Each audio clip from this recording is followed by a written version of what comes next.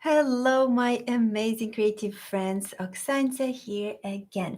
I am so excited to be live with you here for a while because I have been thinking about being productive since it is January, it is the start of the year, and I always am excited to share some productivity tips with you all. So, okay. First of all, I have two quick tips to share that help me as a professional textile designer and online course creator for over 15 years to stay consistent because consistency is one of the most important things. Either if you are a professional designer, you're an artist, you're an illustrator, are an online course creator, in anything that I tried as a creative person, I noticed that consistency is the key. You may or may not know that I actually suffer from a chronic migraine headaches, which are pretty bad. So when I share my productivity tips with you, they are actually saving my life and saving my business on the days when I cannot work as much or when I'm recovering from an episode of my chronic illness. So if you are also suffering from a chronic illness, if you are also having time limitations, I encourage you to learn these two tips that are helping me grow either in my textile design or in my online courses or here on YouTube. And I'm excited to share them with you. All right, so let's hop right in. My first tip is to um, do the low energy tasks when you are having a low energy day. So when I was just starting out, I would kind of think that a creative work needs a creative mood, and which is a little bit true. Of course, we have these high energy creative days that we are pumping out our artwork or designs or videos, and it's easy, right? But aren't there in our lives so many of those low energy days when you have an hour, but you kind of not sure of your mood, you're not sure if you feel creative? So, to save my productivity on those days, which happen, of course, as with all of us, I taught myself to pick the low energy tasks. For example, maybe you are not interested in designing right now. Maybe you're not interested in actually creating a pattern right now or an artwork, but you are interested in something kind of low maintenance. So pick a low maintenance task, a low energy task, a low creativity task. Lower creativity task can be an admin, can be a sorting images on your computer, which needs to be done, can be creating variations of your images, for example, color versions, for example, simple geometric patterns. Maybe they don't require as much creativity, or maybe creating more images from something, more designs from something you already drew. For example, you drew a series of flowers and you created one design with them, but the next day you feel low energy and you were planning to create designs with cats. So why not take those flowers that you drew for your previous design and remake them, restyle them, recolor them, and create simple different designs with them? Maybe try a different composition, maybe try some stripes, and maybe try some polka dots to go with those patterns. This way, you are growing your portfolio, you are working in your creative business, but maybe on that particular day, you have an hour and you just create simpler things for your portfolio. So that's one thing. Also, low energy tasks may be cleaning up your studio, maybe sorting through your fabric stash, maybe taking photos of your fabric that you were planning to do because you're not feeling like drawing that day or designing. It might be posting and scheduling your social media promotion posts of your fabric to your Instagram, to your Pinterest, maybe writing some blog posts and taking photos of some behind the scenes. So many cool things you can do, or maybe jotting down some stories that you can post about your creative work, how you started, how you achieved some level. Maybe you won an award, write a lesson and a story, something interesting about that. And all of those can be a promotional work for your designs. Another cool thing to do is to upload for your designs for sale on the days when you are a little bit less creative, even though many people think that it's okay to upload randomly, but actually I encourage you to upload regularly. Uploading your design, keywording, and writing the descriptions may be a little bit kind of a boring task for all of us creatives, but this is how your designs will get found. They are as important as the look of your design, right? As the look of your illustration, the look of your art, the beauty of it.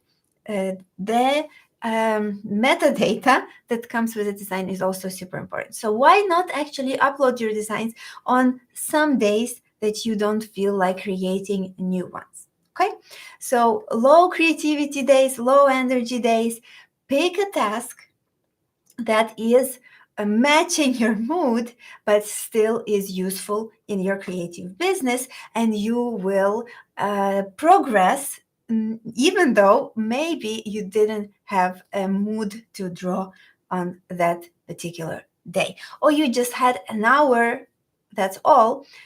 If you have a quick hour, for example, or 30 minutes, why not sketch some elements for the future design, right? Maybe you didn't design the whole thing yet, but you sketched some. So these are a few kind of part one tips to go with the days when it is harder to get going, when it is harder to find creativity. And sometimes when I have this moment, and instead of just giving up and just leaving my studio altogether, I still sit down and do something. Sometimes I kind of get in the mood. I get more creative, and the rest of the day is saved because instead of just leaving altogether, I stayed and I did some work, and then I kind of got excited. I kind of got the energy. I kind of got the inspiration. So I do hope that this tip helps. My next tip is get 1% better every day. These two, like main part one and part two of these tips are connected, because if you were able to create some simple matching patterns for your pattern collection to go with your more complex floral design that you created when you were feeling a little bit more inspired, if you have the mindset of getting better just 1% every day in everything you do, and it can be getting your creative business better, or it can be getting your skills better, which is also part of your creative business.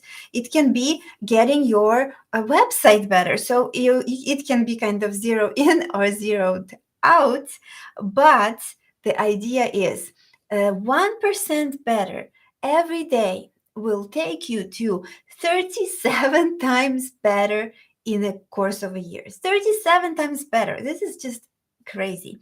And I, for one, really believe in this, because I know that when we are on any given day as creatives, we might feel discouraged, we might feel uninspired, we might feel lost. But if instead of just giving up and leaving the studio, just closing the computer or closing the sketchbook, we just say, okay, I might feel like this now, but I will take this pencil and I will get my sketching of flowers 1% better today, or I will get my website a little bit better today, or I will get my files organized a little bit better today, so that the next time I have a client who wants to license my work, I can find everything faster and I can find everything easier, and it will be more organized. Again, 1% better. So just go for 1% better each day as a mindset, and as a rule for your creative work, especially on those days when you don't feel especially particularly creative, and you will be able to make pretty big progress over the course of the year. And my last bonus tip is that sometimes you're not feeling well. Sometimes you're sick. Sometimes your family member might be sick, right? And you might have a day when it's just nothing's working. You tried this, you tried that, you have a headache, you have trouble just getting out of bed. Sometimes these things happen. We all get sick and like that. So my idea is forgive yourself for those days when you are feeling this way. And even sometimes it might be even a week, right? These sicknesses happen. So what my suggestion is, instead of going for this was a waste of time, I didn't do anything, I feel terrible, and then you feel terrible for 2 more weeks and you just skip creating your artwork for 2 more weeks or working on your creative business for 2 more weeks, and you just get discouraged because you missed those few days due to illness, let's say. Instead of that, just forgive yourself. Take a rule to forgive yourself when you miss a week or a month, and just come back fresh the next morning. And this will, in connection to the previous few points, will actually start giving you some freedom, will start feeling better about your creative work. You will start making more progress. And in these particular cases, when it's harder, I encourage you to try and get just 1% better each day, to pick a low energy task on the days or hours when you don't feel like being creative. That still helps your creative business. And forgive yourself for the days when you just couldn't work for this or that particular reason, and come back fresh the next day. Do a fresh start. All right. I do hope that these 3 major tips that really, really helped me with my mindset to still keep going and creating lots and lots and lots of designs. For reference, I have over 10,000 designs created, illustrations and vector repeat patterns over on my multiple online shops. And I have over 220 videos on YouTube, and I have more than 8 online courses and countless masterclasses created as well. So despite the chronic illness, I still keep going, and I encourage you to do so as well. If you want to know my practical tips how to grow your repeat pattern portfolio much faster, I do have a free ebook for you guys. It will be linked in the description below this video and in the info card in the corner of this video, so that you can learn some literally practical tips to take that one pattern and create many more patterns from it. And it'll be awesome on some days when you just want to do some work and grow your portfolio without feeling very, very creative to start something new.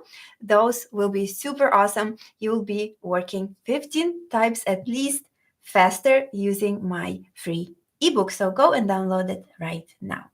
If you like this video, please give me a like and share this video with a creative friend who might really need this encouragement and these tips for their life. And also subscribe to my channel to never miss a live like this again, or to be notified. Of course, click that bell icon to be notified when I release a new video here. Thank you so much. Grow, love, and create, and I will see you in my next video.